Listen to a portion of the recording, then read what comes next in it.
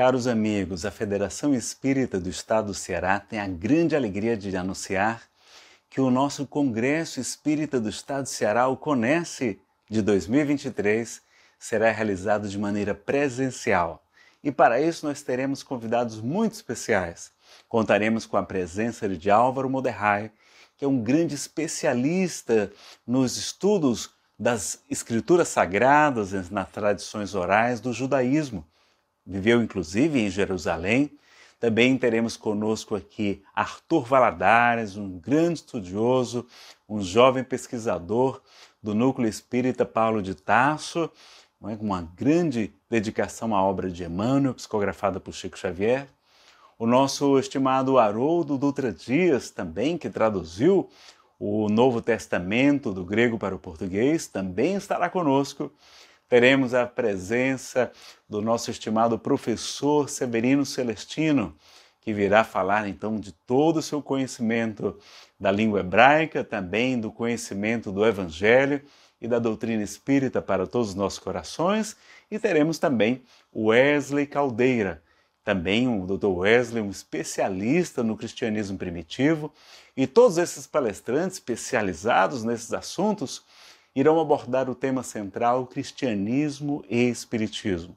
Vamos saber como é que era o cristianismo dos primeiros tempos, o que significavam as palavras que Jesus utilizou em seus sermões, nos seus ensinamentos, para aquele povo, a sua época, o povo hebreu.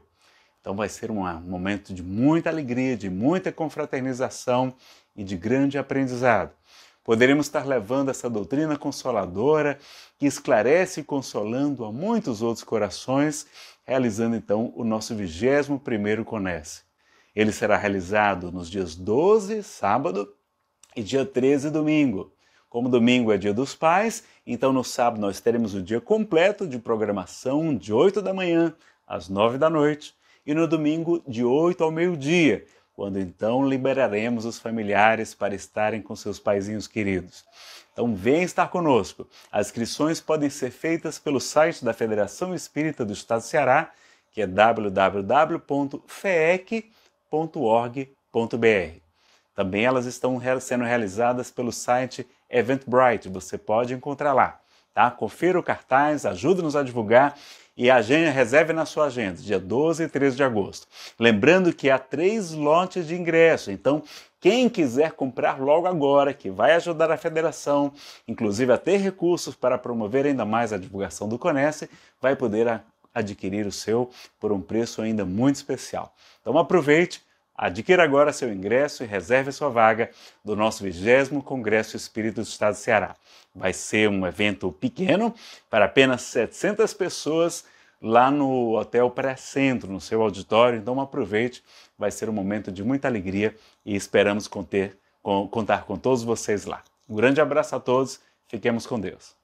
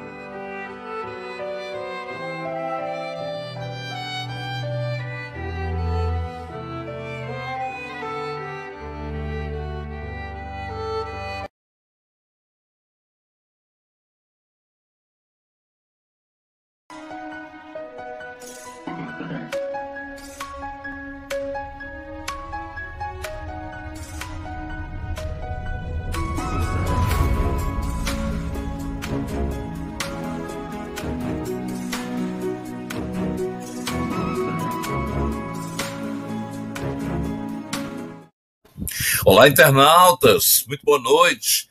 seguidores da doutrina espírita, irmãos e irmãs, admiradores da ciência e filosofia, da prática religiosa espírita, admiradores da doutrina consoladora, estudiosos principalmente, e adeptos de outras denominações religiosas que se integram a partir deste horário no Espiritismo em Pauta, onde a energia boa do cristianismo também circula e circunda entre todos nós para esta emissão do portal FEEC, Federação Espírita do Estado do Ceará. A gente está começando cumprindo um roteiro que já tem mais de um ano do portal da FEEC, e hoje temos de volta, com muito prazer, o confrade Wesley Caldeira, que vem nos falar sobre o tema João Evangelista, o Apóstolo Amado. Nós, eu, Luciano e outros integrantes da Casa Espírita João Evangelista, estamos muito tocados para compreender mais a grande missão, o grande missionário que foi o apóstolo João. São debatedores, como eu já falei, Luciano Klein, eu, Jorge Fonteles, a nossa Simone Ivo fica coordenando toda essa parte técnica. E, claro, você, internauta, que já está demonstrando aqui a interação, Margarida Pinheiro, Zilda, Francilene Freitas, Rita Maciel, Suzane Vasconcelos, Patrícia Godoy, Antônio Nascimento, são os primeiros que a gente está anotando aqui, agradecido que somos, e desejamos que a paz do Cristo esteja presente nesse encontro que vai nos permitir conhecer melhor João Evangelista. Boa noite para você, Wesley, seja bem-vindo.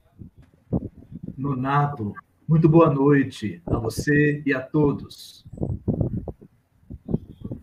É sua oportunidade para que você nos traga episódios históricos da vida desse apóstolo, o discípulo amado de Jesus.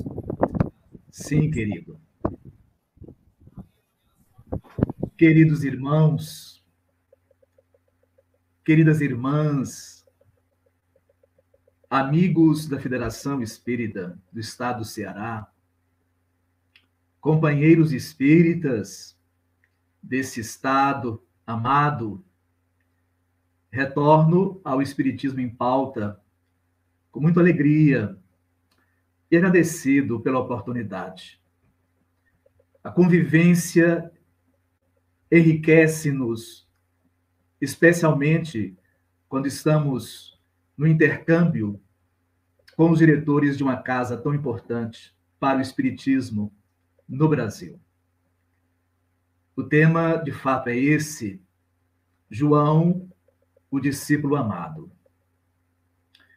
Esse discípulo de afinidades especiais com aquela alma, que é a alma pulsante que movimenta não só a espiritualidade em nosso planeta, mas em todo o sistema solar, como teve a oportunidade de escrever o Espírito Francisco de Paula Vitor, pela mediunidade do querido médium de Niterói, o professor José Raul Teixeira.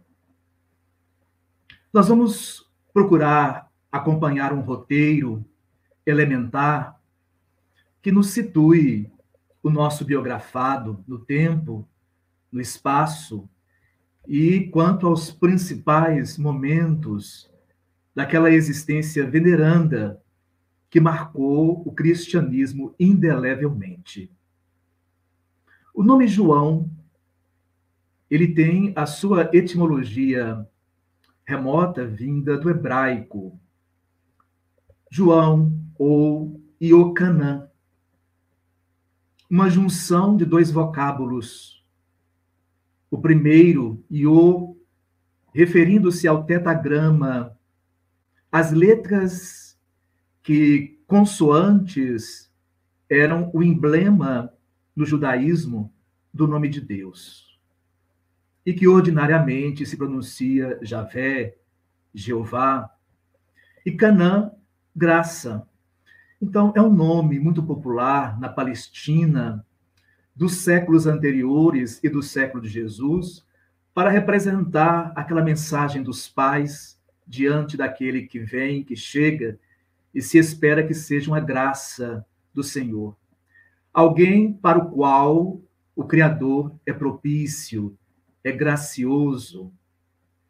sobre o nascimento de João, nós temos o registro no Novo Testamento que ele era oriundo de uma aldeia chamada Betsaida.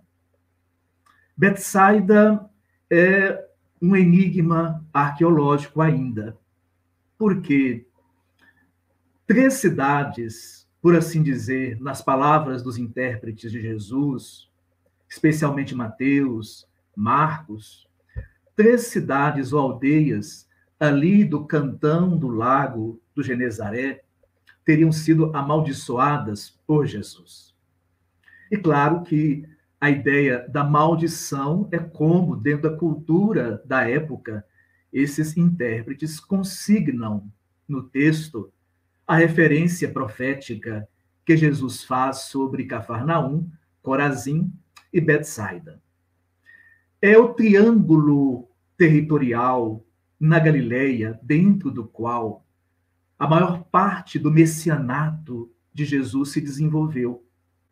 Houve tantos prodígios, sinais realizados por Jesus naquela área, que Jesus, então, num certo momento da jornada, ele avalia a pequena adesão, o distanciamento daquela gente, que tão próxima dele, dos seus ensinos, das suas ações, não se convertiam a contento.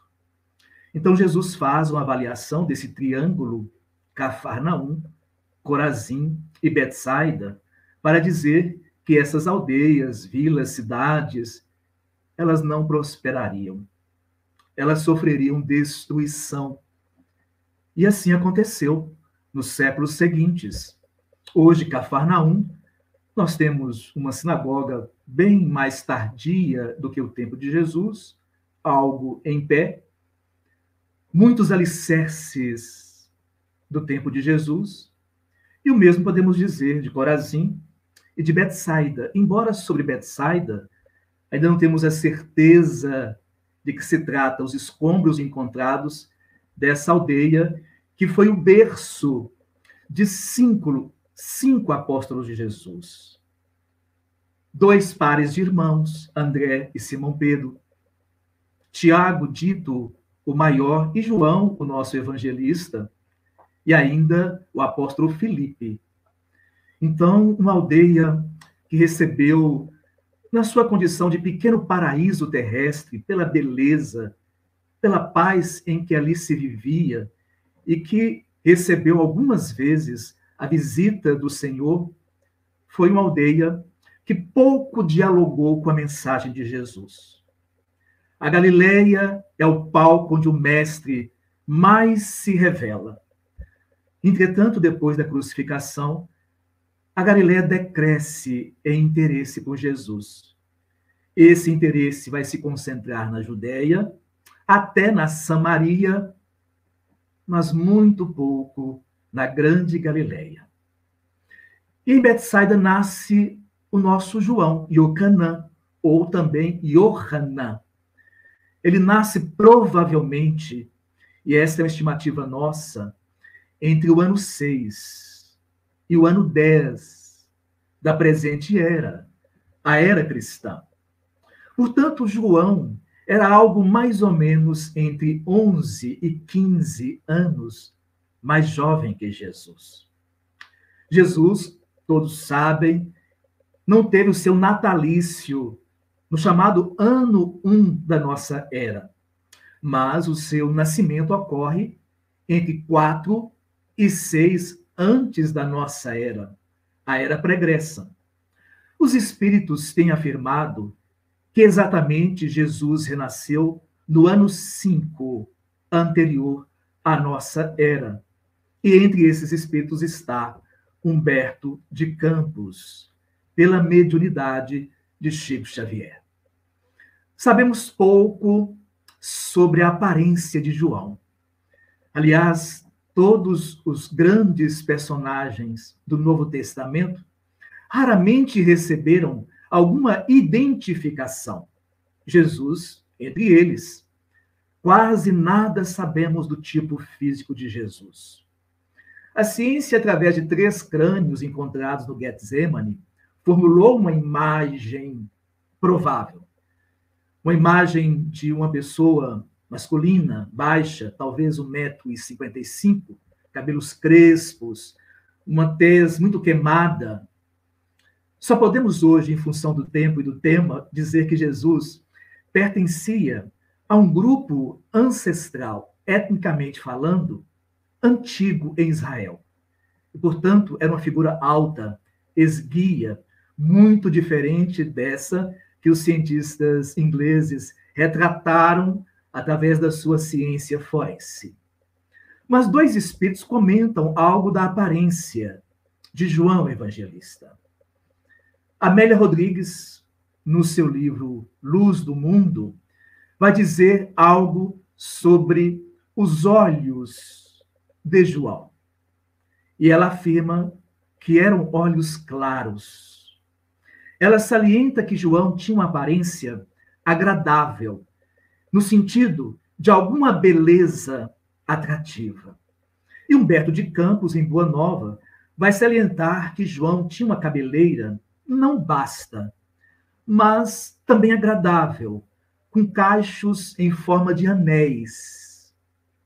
E a sua aparência, então, fica nesses pequenos e ligeiros registros da espiritualidade. Se alguém nos perguntasse entre os artistas, os pintores, sobretudo, qual teria sido aquele que mais se aproximou do que foi João, eu guardo a impressão que foi El Greco, grego, mas que se radicou na Espanha, e que em 1609 pintou uma tela São João Evangelista. Parece-me que aquela era a figura mais próxima de um semita da Galileia, com cabelos em forma de cachos anelados, tez clara, olhos claros, muito jovem quando conheceu Jesus, entre os seus 16 e 24 anos de idade. A família Zebedeu, da qual procedeu João, foi a família que mais contribuiu com o messianato de Jesus. Contribuiu mais do que a família de irmãos de Betânia, Lázaro, Marta e Maria. Se estes 3 eram grandes afetos de Jesus, nós podemos classificá-los como apenas adeptos do Mestre. É que em Da Manjedoura a Emaús, nós formulamos uma divisão dos grupos que rodeavam a tarefa de Jesus. Em 4 grupos ou 4 categorias de adeptos, que seriam aqueles, genericamente, que ouviam a sua missão, que aceitavam a sua missão, o seu ensino, mas que permaneciam na vida de antes, nas tarefas próprias da família, da vida, da sobrevivência material. Então, o primeiro grupo dos adeptos era um grupo dos ouvintes que se tornavam interessados em Jesus e, entre aspas, seguiam Jesus, mas onde estavam. O segundo grupo são os discípulos. Esses deixaram a vida comum em parte. Vamos ouvir falar deles no grupo dos 72. Mas 72 é apenas um número simbólico. Eram bem mais que 72, que 2 a 2, ao comando do mestre, deixavam Cafarnaum em viagens esporádicas, antecipando a sua chegada nos vilarejos distantes, aos quais Jesus mais tarde ia visitar, pregar, amar, curar e erguer corações. Então, os discípulos tinham tarefas dentro do movimento. Jesus não formou uma comunidade, porque as comunidades se fecham, se fecham em si mesmas. Ele formulou um movimento, e nesse movimento os discípulos eram muito importantes. Mas dos discípulos, ele escolheu 12, os apóstolos. Os discípulos são aprendizes, são alunos. Os apóstolos também são aprendizes, mas são aprendizes que gozavam de uma intimidade maior com Jesus, que desfrutavam em vários momentos de explicações que Jesus internalizava entre eles, mas não difundia genericamente. Além do que, os 12, os apóstolos, representavam Jesus. Mas entre os 12 havia uma categoria, não vou dizê-la especial, mas uma categoria que destacava-se dos demais grupos de seguidores. Os 3. E os 3 são 2 irmãos. O nosso João de hoje, o evangelista. Tiago, chamado o maior, que diferencia-se de Tiago menor. E Simão Pedro. Então, a família Zebedeu, nesse contexto, teve no pai Zabdias, ou Zebedeu, um adepto de Jesus, não um discípulo, muito menos um apóstolo. Zebedeu estava envelhecido quando Jesus começa o seu ministério. E a sua esposa, algo mais nova, mãe dos 2, João Evangelista e Tiago, o maior.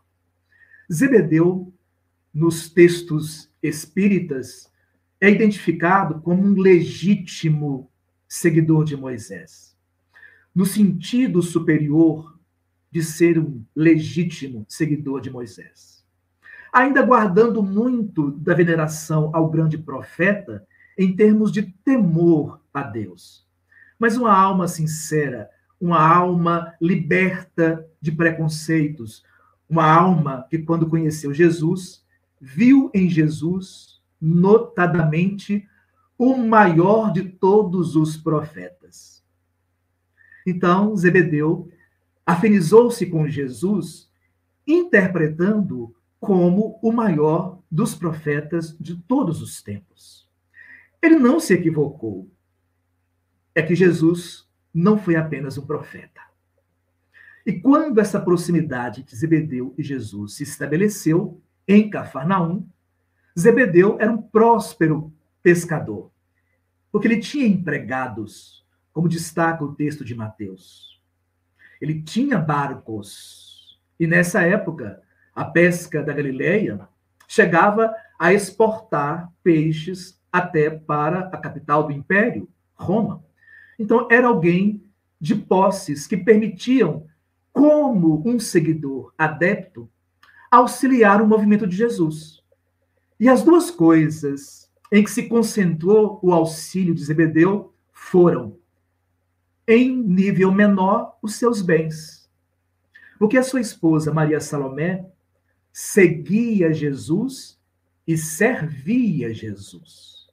Inclusive, ela servia Jesus, como outras mulheres, com seus bens. Mas sendo mulher e sendo casada, em verdade, os seus bens eram, de fato, os bens de Zebedeu. Zebedeu, portanto, é um adepto, um aprendiz de Jesus que está enraizado no contexto familiar e profissional em que estava estabelecido anteriormente, sem alterações. Mas a sua esposa não. Maria Salomé foi uma seguidora discípula e tinha autorização do esposo de viajar e com os seus bens servir Jesus. É uma das mais destacadas discípulas, aprendiz, aluna de Jesus. Ela vai acompanhá-lo pela Galileia. E quando o mestre marcha em timorato para aquela última visita a Jerusalém, ela o acompanha. Ela é testemunha no Gólgota. E ela é testemunha da ressurreição, como destaca o evangelista Marcos, colocando Maria de Magdala, Maria Cleofas ou Clopas, irmã de Maria, mãe de Jesus, tia de Jesus, junto com Maria Salomé, naquela madrugada do domingo, próxima ao túmulo. Elas haviam comprado aromas para ungir o corpo de Jesus. E o terceiro ente familiar entre os Zebedeus, muito importante para Jesus e o cristianismo, é o irmão mais velho de João Evangelista, o Tiago Maior. Tiago, irmão de Jesus, é grande durante o ministério de Jesus. Mas depois da crucificação, o outro Tiago, tido como menor durante o ministério, é que ascende, se eleva e se torna um apóstolo de grande penetração no cristianismo antigo, do século I, e com seguidores até o século II e século III do cristianismo primitivo. Tiago Maior era mais velho. Eram irmãos muito afins. Havia na irmandade consanguínea, na base dessa relação, uma profunda identidade desses irmãos. Os dois, mais tarde, vão ser chamados Bonerges por Jesus. Porque, muito novos ainda, eles tinham um temperamento que Humberto de Campos e Amélia Rodrigues vão dizer que era um temperamento apaixonado. Daí Bonerges, os filhos do trovão, eram figuras de muita ação, de muita intrepidez. Estavam os quatro sócios entre os primeiros discípulos de Jesus. João Evangelista, Tiago, seu irmão, o maior, André, irmão de Simão Pedro. E esses quatro nasceram em Betsaida, juntamente com Filipe. E entre as famílias Zebedeu e Jonas, porque André e Simão Pedro são filhos de Jonas, havia uma familiaridade desde os tempos da infância em Betsaida. Então os quatro crescem juntos. Vão se estabelecer juntos em Cafarnaum, perto de Betsaida, a alguns quilômetros. E lá eles se tornam sócios. E mais tarde serão os quatro discípulos primeiramente chamados por Jesus, como nos destaca o texto de Mateus. Assim, a família Zebedeu, ela tem um vínculo muito importante com o messianato de Jesus. Dela surge aquele que ajuda a prover, um pai aberto, apesar da época, a dar à esposa a seguir um pregador, um profeta, e concede, além dos bens, seus tesouros mais valiosos, os dois filhos jovens, Tiago e João Evangelista. Entre João e Tiago, e essa irmandade especial, claramente espiritual, havia uma intimidade e um estado de abertura entre eles, que eles mal conhecem Jesus e se dão a uma intimidade com Jesus muito curiosa. Então, destaca-nos Humberto de Campos que Tiago, o maior, ele tinha o hábito de, ao conversar com Jesus, estender a mão sobre o ombro de Jesus. Alma generosa, sincera, simples, mas ardente, filho do trovão. E João Evangelista, nessa abertura sentimental, ele se sentia livre para recostar a cabeça sobre o peito de Jesus, quando conversava com Jesus.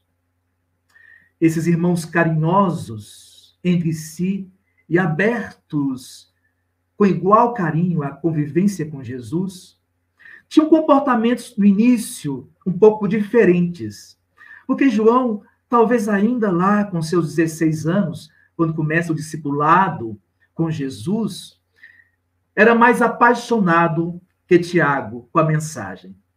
Então ele ouvia os ensinos e exaltava-se. O seu pensamento ia às estrelas, naquela melodia do encanto com a beleza e a profundidade da mensagem de Jesus. O temperamento de João era ardente, o de Tiago também, mas nesse particular, Tiago, quando ouvia Jesus e retornava ao seu lar, Ele tinha o hábito de então abrir os rolos da Torá para comparar os ensinos da Boa Nova com os ensinos de Jesus. Estava mais experimentado, um pouco mais vivido, provara mais das coisas humanas, interessava-lhe mais naquele momento inaugural, compreender do que sentir. E João progressivamente irá amadurecer o sentimento, mas também amadurecer a sua compreensão do pensamento de Jesus. Orígenes, um dos pais da igreja, vai escrever no século III que a flor das escrituras sagradas ocidentais são os textos do Novo Testamento. E que a flor do Novo Testamento é o Evangelho de João. João, o discípulo amado. Amado, segundo o registro dos próprios colegas de discipulado e de apostolado. Não uma forma de ciúmes que se instalara, mas um reconhecimento natural. E se apenas o Evangelho de João consigna que ele seria o discípulo amado, não é porque os demais não desejaram registrar. E talvez nem o próprio João seja o autor desse registro em páginas do seu Evangelho, como veremos um pouco depois, ainda hoje. Discípulo amado, não por ser predileto. Tinha uma juventude imaculada, um desses jovens puros, transparentes, em que a alma está à flor da fisionomia, dos atos. João cresceu com muita saúde espiritual. Tudo isso fazia dele um integrante diferente entre os demais, uma alma que não apresentava sinais de culpas passadas insolvidas. João pouco sofria com o medo, com a timidez. João pouco ressentia os perigos dos inimigos da causa. João estava desprendido desse instinto de conservação mais aguçado em muitos de nós outros. Porque a alma liberta de culpas é naturalmente mais confiante na providência. E desde as páginas do Novo Testamento, nós sabemos que essa alma era inteiramente confiante à condução de Jesus. Haja visto o episódio do lago, durante a tempestade, onde todos gritam, todos queixam, Jesus dorme e os demais socorrem-se de João, pedindo que ele acorde Jesus para salvá-lo. E João, que estava sereno, faz o ato que os colegas lhe pediram. É diferente vinculação de predileção. Sim, o discípulo que ostensivamente tinha mais vinculação com Jesus. Vinculação da ordem da afinidade interpessoal. Porque, às vezes, nos laços de amizade e nos laços de família consanguínea, nós temos maior vinculação com alguns membros, mas nem sempre a vinculação da afinidade. Algumas vezes a vinculação dos débitos de consciência. E entre Jesus, entre João, um pouco mais profundamente do que se notava com Tiago, havia essa vinculação de alma a alma. E por isso, João, como intérprete do pensamento de Jesus, será aquele que mais alto chegará e mais profundamente penetrará. E a posteridade vai lhe dar por símbolo a águia, por conta da elevação das ideias próximas a de Jesus e da profundidade com que o seu mergulhou no pensamento de Jesus. E se forma o colégio apostolar. Durante esse colégio, a serenidade, a calma, o afeto notável entre Jesus, Tiago, mas melhormente entre Jesus e João Evangelista. Em situações especiais, Jesus se socorria dos melhores recursos dos três, Simão Pedro, Tiago Maior e João. Como no caso da cura da filha de Jairo, chefe da sinagoga, em Cafarnaum. O episódio do Tabor, com as aparições de Moisés, de Elias, e o episódio da agonia, onde Jesus pede os préstimos especiais desses três. Quando Jesus é crucificado, entre os 4 primeiros discípulos, nós teremos 2 se unindo para a fundação da Igreja do Caminho em Jerusalém. Talvez no segundo semestre do ano 34. E nessa fundação, Pedro e João Evangelista vão liderar o movimento, que conta ainda com o apóstolo Filipe e as suas 4 filhas profetisas, e Tiago, primo de Jesus, filho de Maria Clopas ou Cleofas, que estava também entre as discípulas de Jesus, irmã de Maria, a inesquecível filha de Nazaré. E esses 4 fundam a Casa do Caminho. E a grande ligação entre os 4 é percebida entre Simão Pedro e João. Inclusive, são os primeiros a serem presos. Também é o tempo da prisão de Estevão, o primeiro mártir da Casa do Caminho. Eles passam pela prisão juntos, atravessam os grandes anos juntos. E nesse tempo, a tarefa de João está concentrada em Jerusalém, nos cuidados das gentes necessitadas, na palavra, na tribuna. Mas ele também costumava viajar à província próxima, que integrava Israel, a Samaria.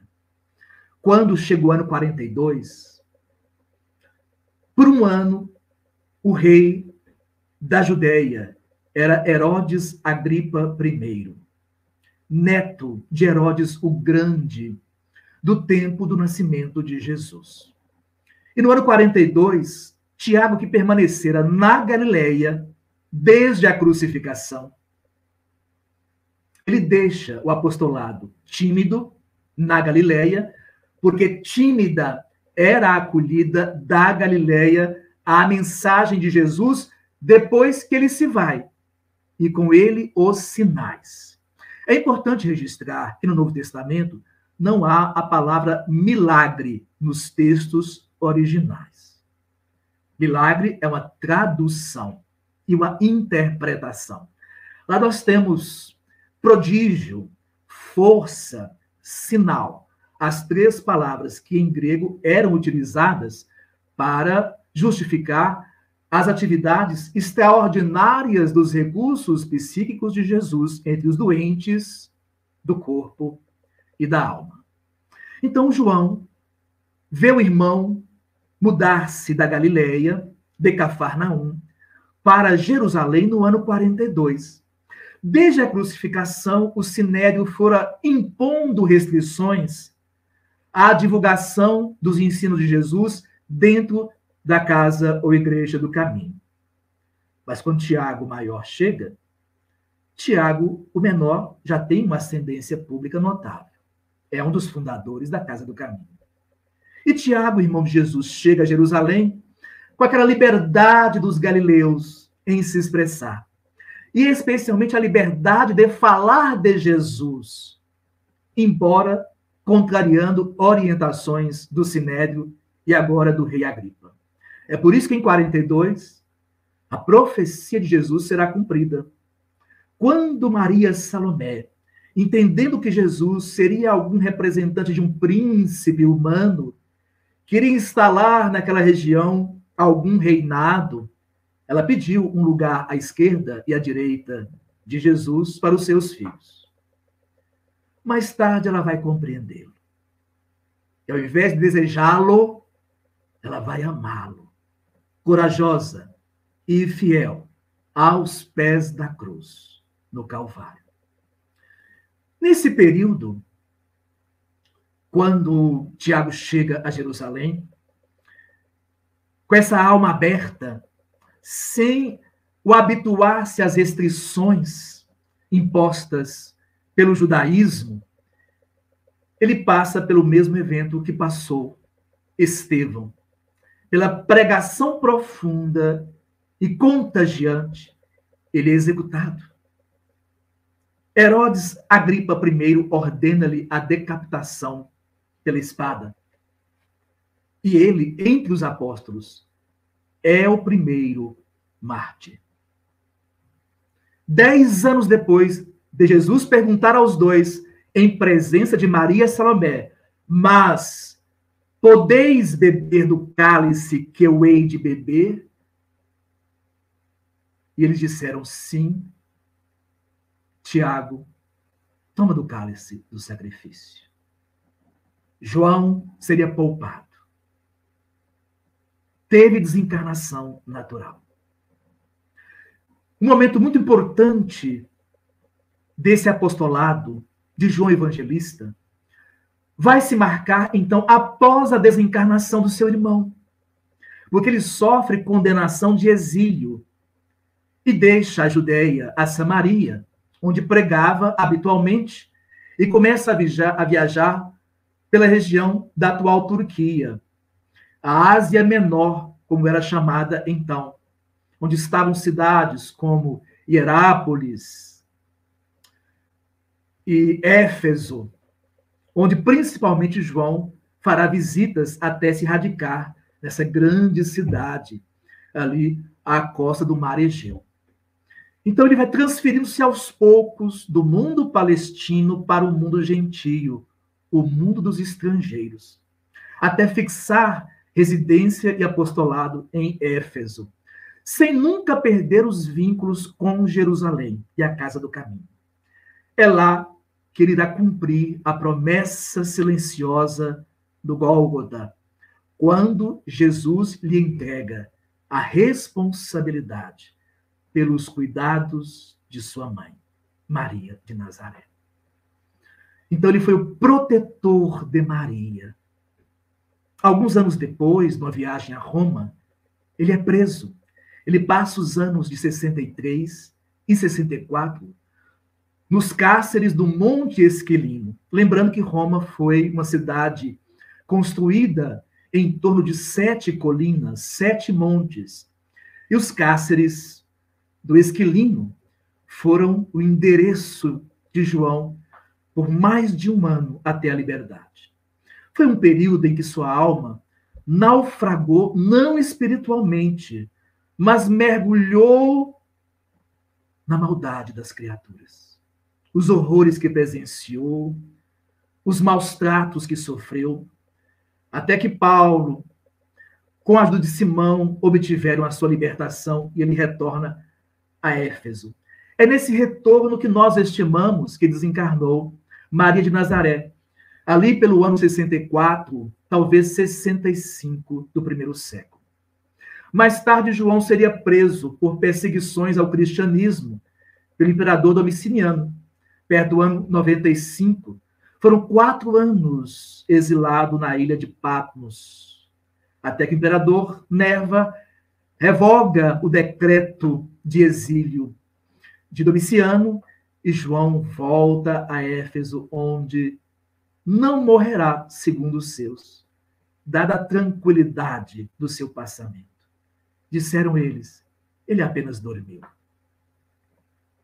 João foi um obreiro com algumas características que nós deveríamos observar. Era cuidadoso. Foi, inclusive, o confidente pessoal de Paulo de Tarso. Nas 2 viagens principais de Paulo a Éfeso, ele se abria com muita facilidade a João. João foi amadurecendo no aspecto exterior, interior, uma alma que tinha uma escuta privilegiada. E muitas vezes o seu silêncio orientava, ou as suas palavras aconselhavam. E Paulo se beneficiou dessa escuta e desses conselhos mais de uma vez. Era um obreiro que, além de cuidadoso, ele era amoroso. A amorosidade foi uma das marcas mais destacáveis do apostolado de João. E nós sabemos que ele chamava aos seus discípulos de filhinhos.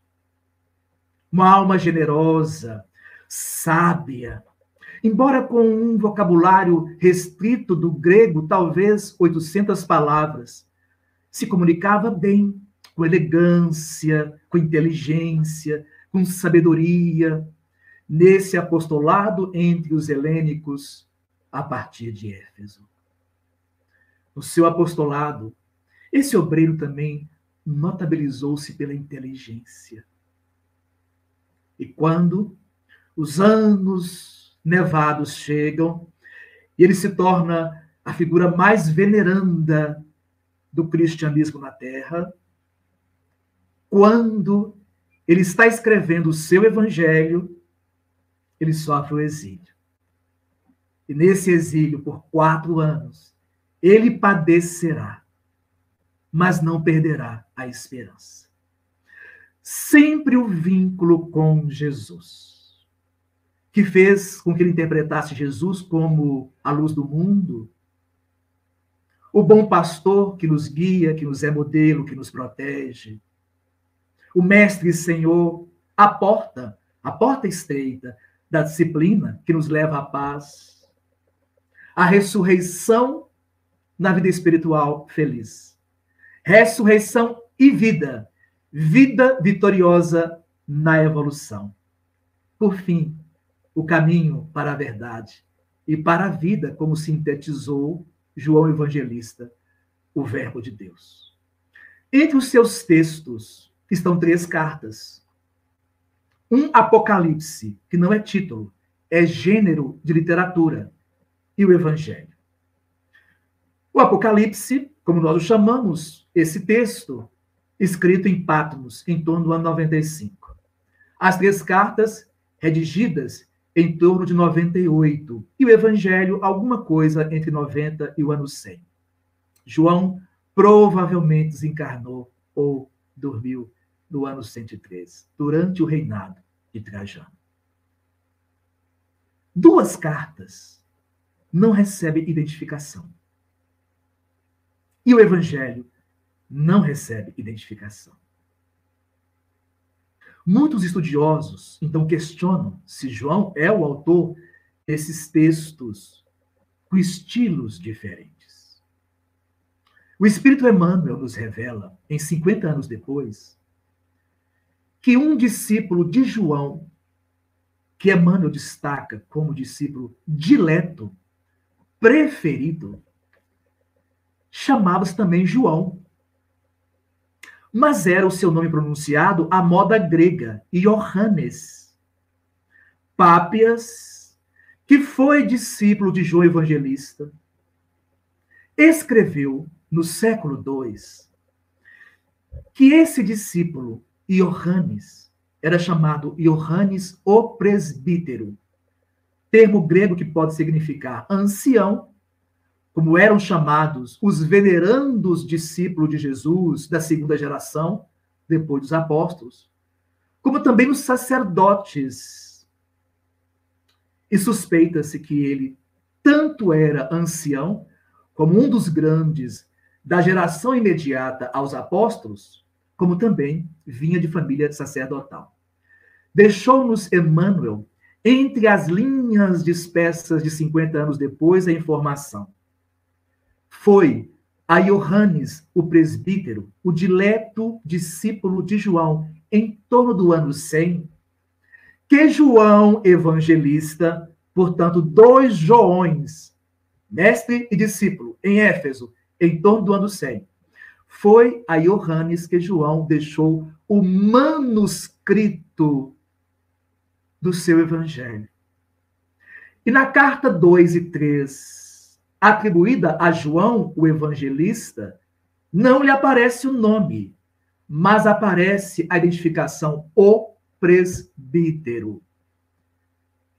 Imaginamos se João, deixando aos cuidados de Iohannes o manuscrito do seu evangelho, se não foi Iohannes, que diversamente dos demais evangelistas, ao invés de registrar o nome de João, filho de Zebedeu, irmão de Tiago, preferiu homenagear o grande luminar, dizendo: o discípulo a quem Jesus amava. Ele que nos contou a história de Nicodemos, das bodas de Caná, que nos falou da mulher adúltera, texto que só mais tarde os evangelhos registram em função do preconceito no cristianismo da atitude de Jesus de misericórdia para com a adúltera. João que nos falou da ressurreição de Lázaro, do lava-pés, que nos contou o encontro de Jesus na aparição à beira do lago após a crucificação. Aquele encontro em que Jesus, à fogueira, olha Simão, ferido pela culpa da traição, da negação, e pergunta: Pedro, tu me amas? E Pedro responde: sim, Senhor. Tu sabes que eu te amo. Na terceira indagação, Pedro abre a alma. João é poético, João é profundo e registra as palavras de Simão: Senhor, tu sabes todas as coisas. Tu sabes que eu te amo. O alto perdão. Quanto gostaríamos de falar de João? Registremos, por fim, que no século XII ele iluminou a Úmbria, o pobrezinho de Assis. E há algumas décadas, desde o século XX, o mundo espiritual sinaliza o seu regresso ao nosso lar planetário. Então, gostaríamos de terminar dizendo como alma Eros: ó irmão Francisco, volta outra vez. Ensina-nos a canção de amor novamente, dulcificando-nos o coração suavemente. Volta, irmão Francisco. O mundo te necessita. O frio e o calor, do ódio e da maldade, devem ceder à ternura, substituindo a amargura que predomina na criatura. Traze de volta o poema do irmão Sol e da irmã Lua, dos irmãos animais com a voz tua, para a plenificação dos seres. Ainda há tempo. Ó irmão Francisco, volta, irmão Alegria, e canta conosco tua linda canção, semeando a paz na guerra, a luz na treva e a vida na morte. Volta, irmão Francisco, e canta reverdecendo o mundo com teu amor profundo, todo feito de paz. Assim aprenderemos a amar a vida, sem fugir ao dever, nunca mais esquecido. Como tu nos ensinaste, querido João, a quem Jesus confiou a nossa condução cristã em tempos de catolicismo, protestantismo e especialmente na era do Consolador prometido, a esperança. Muito obrigado, meus amigos.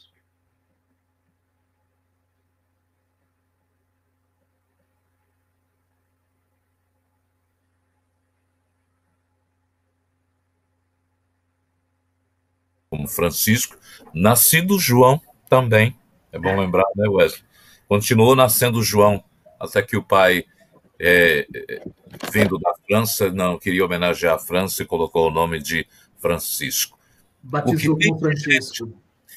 Que tem gente batendo palmas aqui para você, vocês estão vendo aí também. Ana Paula, nesse momento, agradecida.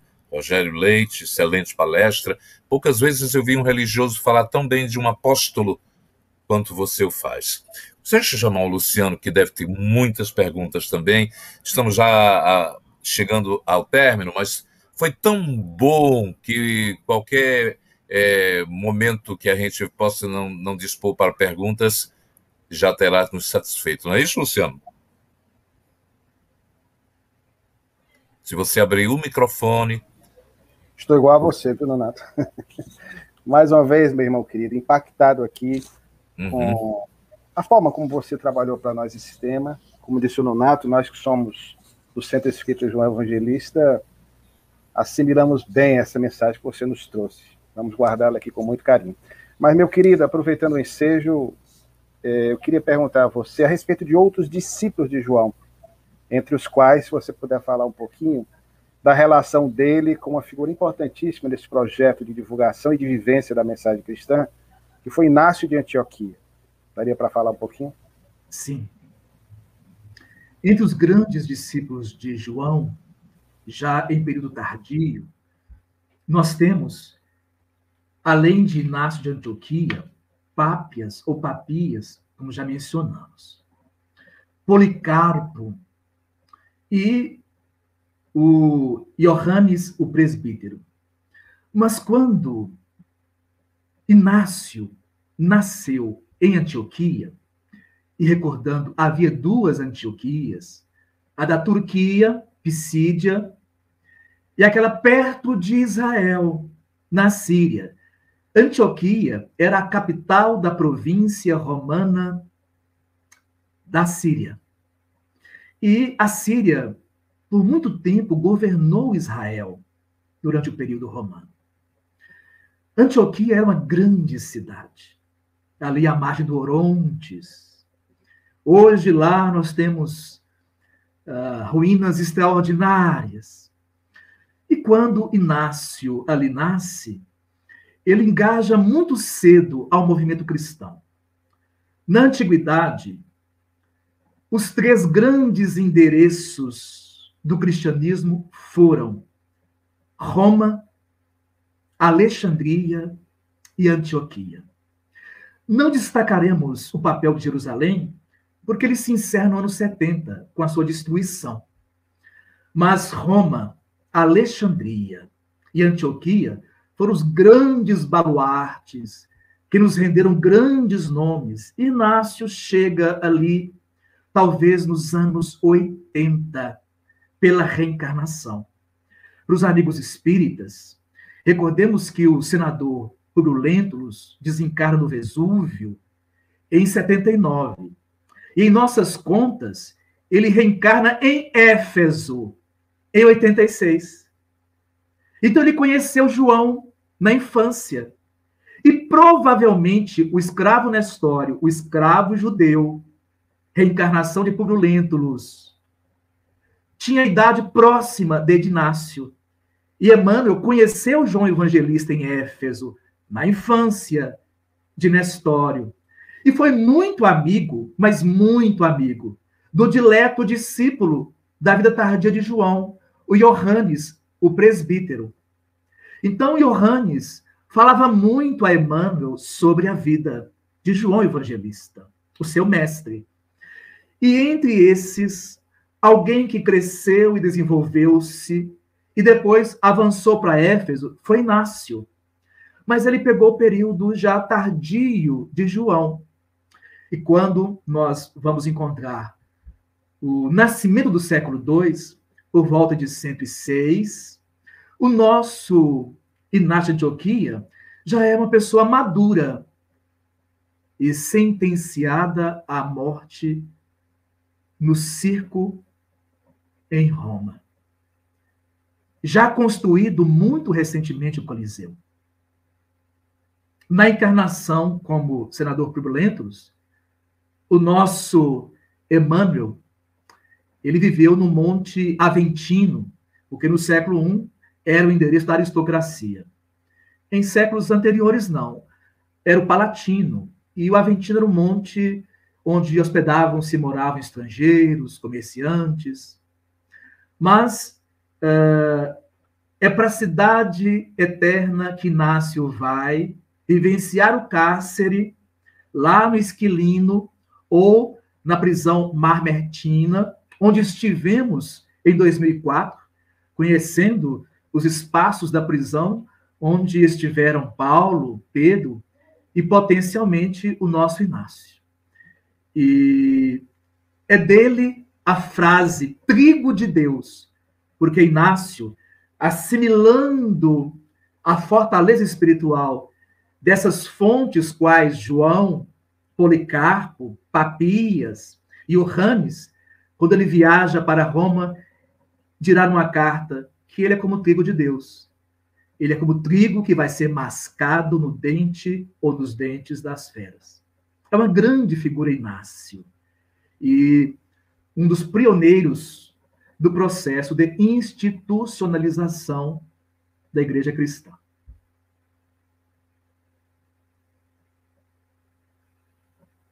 Então, convidar o nosso querido Jorge Fonteles. Jorge, boa noite. Boa noite, Nonato. Wesley, sinceramente, eu não teria o que diretamente lhe perguntar, porque você abordou de uma forma tão clara, objetiva e até poética, me permite a colocação, a vida de João Evangelista, que a gente, fechando os olhos, de certa forma, a gente se transferia no tempo e no espaço para aquela realidade, para o sofrimento, para a dor, mas principalmente pela determinação e pela fé. Mas, se o senhor me permite, Apocalipse, você teria alguma observação específica para abordar, deixar a mensagem para nós a respeito dessas palavras, às vezes, mal compreendidas? Desde o século II a.C., em Israel, surgiu um gênero de literatura. Chamava-se Apocalipse, Revelação. É desse gênero o livro de Daniel, o profeta Daniel. Claro que quem lê o livro de Daniel vai situar o contexto e a narrativa lá no período do exílio neobabilônio, do período de Nabucodonosor, do período de Ciro. Ocorre que os livros bíblicos, em geral, foram escritos muito mais tarde. E se imagina que Daniel é um livro escrito perto do ano 150, com evocações do século VI antes de Jesus. Esse tipo de literatura se desenvolveu porque Israel, já há alguns séculos, não tivera mais profetas. E isso, para muitos, era a expectativa da vida do Messias. Então, esses textos falavam de um período de lutas que estava acontecendo, lutas com os macabeus, depois com os romanos, e após isso, o Messias. Israel, erguida à hegemonia mundial, depois de mais de 700 anos, propriamente de escravidão. Entre os cristãos, alguns uniram falas de Jesus ao pensamento apocalíptico, revelador de uma intervenção de Deus na história súbita. Paulo, por exemplo, não era apocalíptico, mas aceitava que a vida de Jesus precedia a instalação do reinado dos céus e a intervenção de Deus na história. E aí a história dos homens se encerra. E a nova história é a do reino de Deus. Então nós temos um reinado espiritual desinstalando o reinado histórico material e o mundo sob a coordenação direta de Jesus, ou Messias judaico, como o interventor de Deus. Naqueles anos, nós imaginamos que João, após as visões em Patmos, ele procurou as imagens didáticas que pudessem conferir às suas visões imagens que pudessem chegar dentro da mentalidade da época. Então, ele pintou com cores fortes, ele tratou os assuntos com imagens que pudessem levar às pessoas algo daquilo que o êxtase espiritual que ele viveu em Patmos pudesse transmitir. Nós temos a impressão que os estilos bem antagônicos entre o Evangelho e o Apocalipse tem relação com a questão de autoria e escritor. Hoje, Jorge, praticamente o autor e o escritor são os mesmos. Mas naquele tempo, não. Autor era o narrador da ideia, era o elaborador da ideia. Escritor, muitas vezes, era o escriba que colocava as ideias no papel, no papiro, ou no pergaminho, na pele. Era muito comum, e isso aconteceu com Paulo de Tarso. As ideias são trabalhadas pelo autor, mas ele delega a função de escriba ou escritor a um dos seus. Às vezes, o autor dava liberdade ao escritor, e aí o estilo do texto não é mais o estilo do autor, mas o estilo do escriba. Ainda com mais pesquisas, para, quem sabe, um trabalho escrito posterior, nós imaginamos que vamos conseguir coletar testemunhos e informações que positivem essa perspectiva. Então, diremos assim, em torno de João, depois da sua prisão em Roma, junho de 64, ele é libertado, forma-se em torno dele em Éfeso, ainda muito novo, talvez aí com seus 50 e poucos anos de idade, a minha idade do Luciano é Luciano, um colégio de discípulos próprio de João, uma comunidade joânica ou joanina, a qual vai pertencer Papias ou Pápias, Policarpo, Inácio, criança, o escravo Nestório, reencarnação de Emmanuel, e outros tantos. E nós cremos que nessa liberdade do autor com seus discípulos, vamos encontrar a explicação para as diferenças técnicas dos textos. Quanto ao conteúdo do Apocalipse. Ora, um repórter perguntou a Chico qual a sua impressão da mensagem do Apocalipse. Isso está no YouTube. E Chico responde que ele não tinha condições ainda de compreender a mensagem, o propósito do texto. E por isso ele se reservava a nada dizer. E eu, por enquanto, também. Magnífico, magnífico. Eu acho que a gente está encerrando com esse seu brilho, essa sua memória realmente fantástica, o seu relato primoroso e também poético, como bem falou o Luciano. Não fui eu. Fui eu que te falei, porque poético fui eu. Ah, foi você, desculpa, é a memória minha que está fraquejando. Tá bom, não me confundir. É isso, Jorge. Eu gostaria só que você pudesse nos colocar, na verdade, se pode ter alguma informação. Você falou que João, por exemplo, esteve em Éfeso, citou Éfeso. Há quem acredite que João vivia naquela cidade e a Virgem Maria, mãe de Jesus, morou lá com ele. A crença ganhou força principalmente entre irmãos católicos a partir da vidente Ana Catalina Emmerich, que chegou a fazer referências a isso. Há confirmações na literatura espírita? O espírito Humberto de Campos, nosso grande maranhense da Academia Brasileira de Letras, no livro Boa Nova, por Chico Xavier, ele vai dizer que, num certo momento, João volta à Palestina para cumprir o compromisso de discípulo com Jesus, referendado pelo olhar do discípulo, quando Jesus disse a ele: filho, eis aí a tua mãe. Humberto de Campos não especifica período, mas os ousados como eu podem tentar. Então eu penso, Nonato, que após a decapitação de Tiago Maior, ano 42, as primeiras viagens de Paulo a partir de 43 ou 44, a fundação de uma comunidade cristã em Éfeso, talvez ali 46, 47, João resolveu se estabelecer em definitivo em Éfeso, por volta do ano 48, que é quando eu suponho que ele foi buscar Maria para estender-lhe a proteção filial em nome de Jesus. E Amélia Rodrigues também advoga essa tese.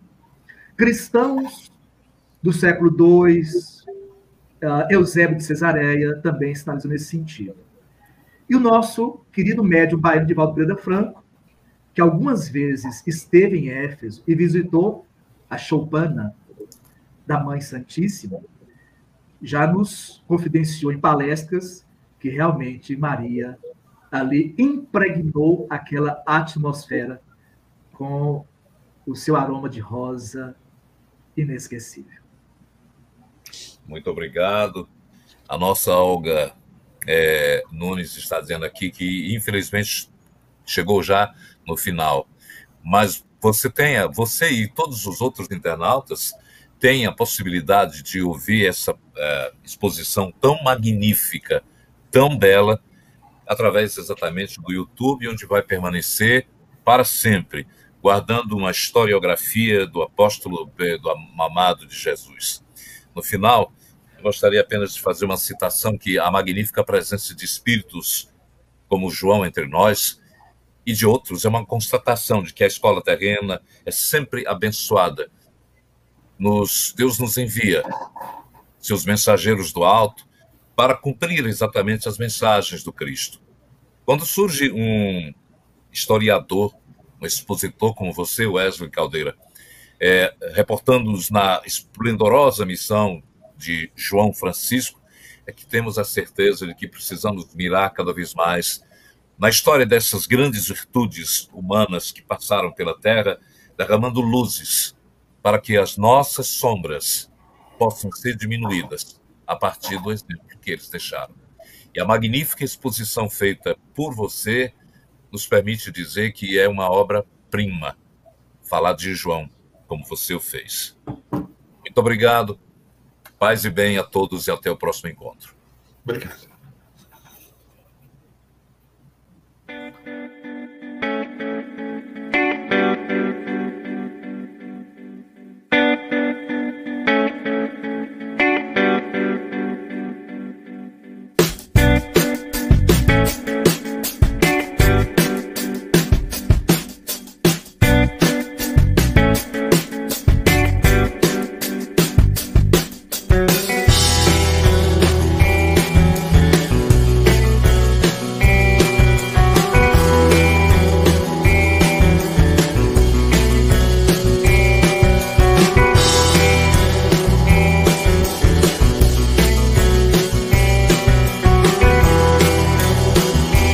Caros amigos, a Federação Espírita do Estado do Ceará tem a grande alegria de anunciar que o nosso Congresso Espírita do Estado do Ceará, o CONESE de 2023, será realizado de maneira presencial. E para isso nós teremos convidados muito especiais. Contaremos com a presença de Álvaro Moderrai, que é um grande especialista nos estudos das escrituras sagradas, nas tradições orais do judaísmo. Viveu inclusive em Jerusalém. Também teremos conosco aqui Arthur Valadares, um grande estudioso, um jovem pesquisador do Núcleo Espírita Paulo de Tarso, com uma grande dedicação à obra de Emmanuel, psicografada por Chico Xavier. O nosso estimado Haroldo Dutra Dias, também, que traduziu o Novo Testamento do grego para o português, também estará conosco. Teremos a presença do nosso estimado professor Severino Celestino, que virá falar então de todo o seu conhecimento da língua hebraica, também do conhecimento do Evangelho e da doutrina espírita para todos os nossos corações. E teremos também o Wesley Caldeira, também o Dr. Wesley, um especialista no cristianismo primitivo. E todos esses palestrantes especializados nesses assuntos irão abordar o tema central, cristianismo e espiritismo. Vamos saber como é que era o cristianismo dos primeiros tempos, o que significavam as palavras que Jesus utilizou em seus sermões, nos seus ensinamentos, para aquele povo, a sua época, o povo hebreu. Então vai ser um momento de muita alegria, de muita confraternização e de grande aprendizado. Poderemos estar levando essa doutrina consoladora que esclarece e consolando a muitos outros corações, realizando então o nosso 21º Conesse. Ele será realizado nos dias 12, sábado, e dia 13, domingo. Como domingo é dia dos pais, então no sábado nós teremos o dia completo de programação de 8 da manhã às 9 da noite e no domingo de 8 ao meio-dia, quando então liberaremos os familiares para estarem com seus paizinhos queridos. Então vem estar conosco. As inscrições podem ser feitas pelo site da Federação Espírita do Estado do Ceará, que é www.feec.org.br. Também elas estão sendo realizadas pelo site Eventbrite, você pode encontrar lá. Tá? Confira o cartaz, ajude-nos a divulgar e reserve na sua agenda, dia 12 e 13 de agosto. Lembrando que há 3 lotes de ingresso, então quem quiser comprar logo agora, que vai ajudar a Federação, inclusive a ter recursos para promover ainda mais a divulgação do Conesse, vai poder adquirir o seu por um preço ainda muito especial. Então aproveite, adquira agora seu ingresso e reserve sua vaga do nosso 20º Congresso Espírita do Estado do Ceará. Vai ser um evento pequeno, para apenas 700 pessoas, lá no Hotel Pré-Centro, no seu auditório. Então aproveite, vai ser um momento de muita alegria e esperamos contar com todos vocês lá. Um grande abraço a todos, fiquemos com Deus.